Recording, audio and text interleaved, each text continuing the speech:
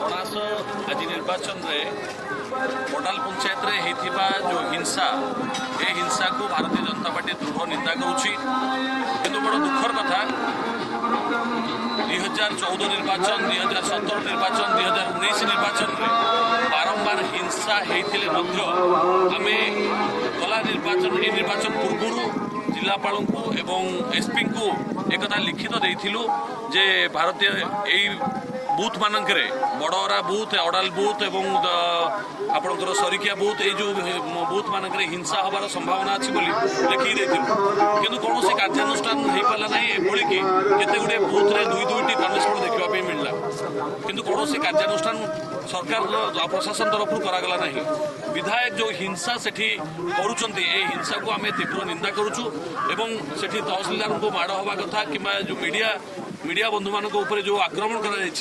कथा को भारतीय जनता पार्टी दृढ़ निंदा करुच्ची आपड़ देखो